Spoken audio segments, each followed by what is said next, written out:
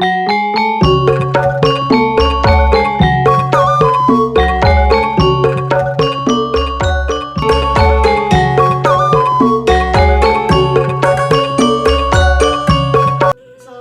warahmatullahi wabarakatuh. Kepangkeun wasta abdi Kaya Lesti Nurgania bade macakeun carita novel anu judulna Kantong Si Udin karya Kaya Lesti Nurgania.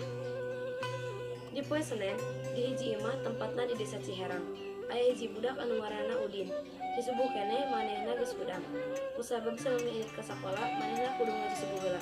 Sanggeus balik ngaji, Udin buru-buru keur siap-siap dek init sakola. Ayeuna Udin cicing di kelas 5 SD. Sata acan init, Udin pasti sok sarapan heula. Ma Udin bade angkat sakola heulanya, cek si Udin bade nyamperkeun emana nu aya di dapur. Nya Din, kade hati-hati di jalana. Udin salim ka emana. Abi angkat heula ma, assalamualaikum. Udin geus nepi di sakola. Ayeuna Udin keur cicing di kelas bari keur fokus ngadengkeun pembelajaran bahasa Sunda. Kring-kring, bel geus wurung, nandakeun pembelajaran anu kahiji geus beres. Ayeuna waktu istirahat. Ujang Udin jeung rerencangan geus anteng cicing di warung Bisumi keur ngadahar gorengan. Din, balik sekolah langsung main bola buru. Si Mamat ngomong bari bahamna pinuh ku gorengan. Ting atuh, ke paling balik heula ganti baju jeung dahar heula, jawab si Udin. Heueuh ke paling kira-kira jam 1 geus kumpul di lapang, parentah si Mamat. Ayeuna jam 12, keur meujeuhna panas. Barudak SD 3 Ciherang baburu-buru kaluar ti kelas. Udin, Mamat, Ujang jeung Asep keur mikreuh leumpang dek barali ka imah. Kusabab panas, Udin jeung nu lainna motong jalan ka kebon. Kusabab tengah poe ereng-erengan, jadi marenehna milih jalan ka kebon. Di tengah-tengah jalan, Udin ngadenge suara kukurusukan di tukang ngeunah. Sabab Udin di jajaran pang tukangna. Kusabab penasaran, Udin melong ka tukang. Pas dipelong aya anjing keur ngelel ka manehna. Aya anjing. Mamat jeung nu lainna langsung melong ka tukang. Teu loba lila maranehna langsung lumpat satarikna. Tapi si Udin tinggalin pang tukangna. "Mak, Bapak, Udin diudag-udag anjing, Mak. Sieun." Anjing beuki ngadeuketan. Udin teu bisa lumpat tarik da kusabab sieun. Anjingna terus ngadeuketan. Beuki deukeut, ari pek teh geus ngagegel jeung ngabetot kantong si Udin. "Asep, Mamat, Ujang, kantong urang." Si Udin teu hayang eleh ku anjing eta. Ari babaturan geus jauh di hareup.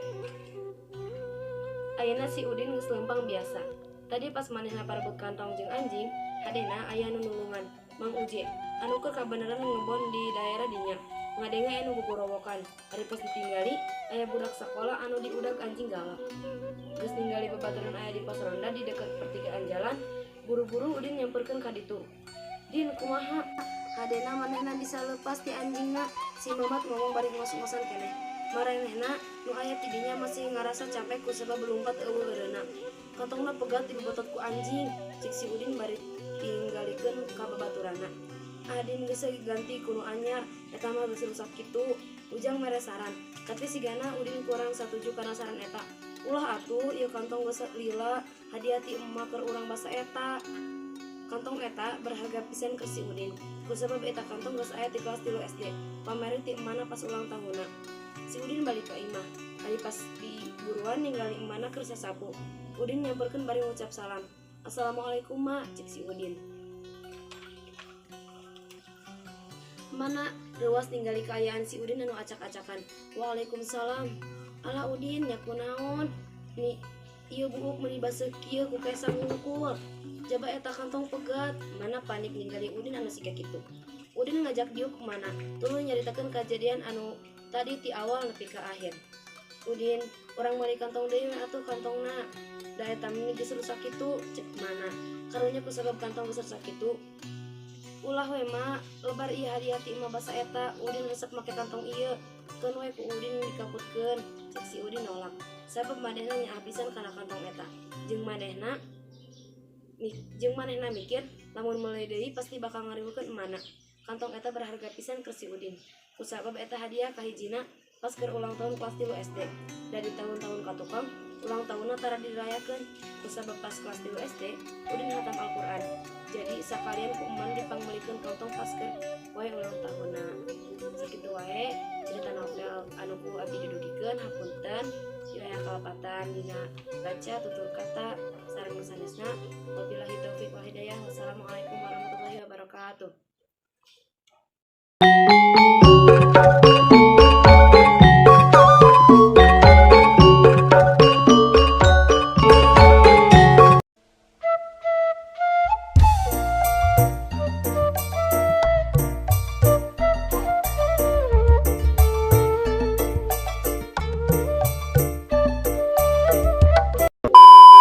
Assalamualaikum warahmatullahi wabarakatuh. Tepangkeun wasta abdi Neng Nina di kelas 8 SMP IT Alju di Malangbong. Di dieu abdi bade macakeun novel Sunda anu judulna Pikeun Cinta Anu Leungit. Karangan Wiwin Wintarto. Di hiji kampung nu aya di tepi walungan hirup hiji jalma ngaranna Karyo. Karyo teh salawasna mikiran kabagjaan batur. Da hatena nu tulus sok ngabantuan ka anu peryogi. Tapi aya hiji hal anu ngasakeun luka dina hatena. Karyo kungsi dipikanya pisan ku hiji mojang, si Sari anu ti leutik sok jadi tatangga pangdeketna. Sari teh mojang anu pinuh ku kahadean jeung sumanget. Babarengan jeung Karyo, manehanana salawasna ngaliwatkeun waktu kalayan bagja boh di sawah boh di kebon.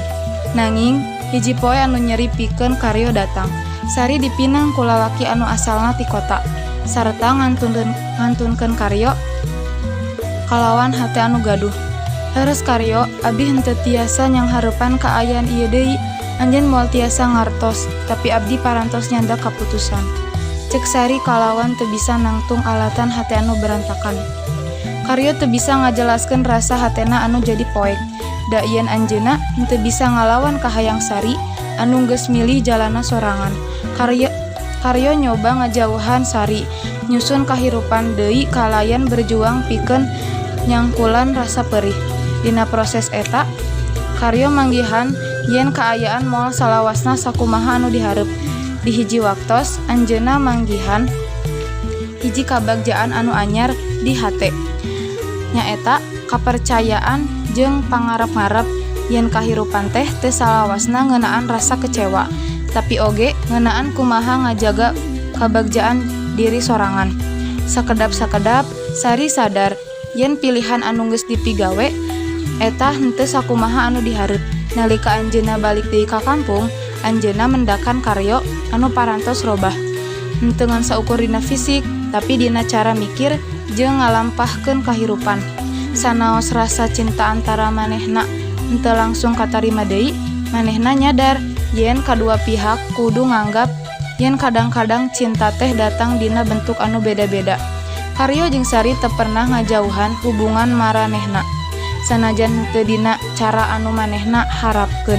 Cinta anu leungit janten bagian tina jalan hirup manehna, anu ngajalankeun kahadean, pangampura jeung kabuka hate pikeun sagala hal anyar anu datang. Sakitu novel anu kusim kuring didugikeun. Wallahul muwaffiq ila aqwamit thoriq. Wassalamualaikum warahmatullahi wabarakatuh.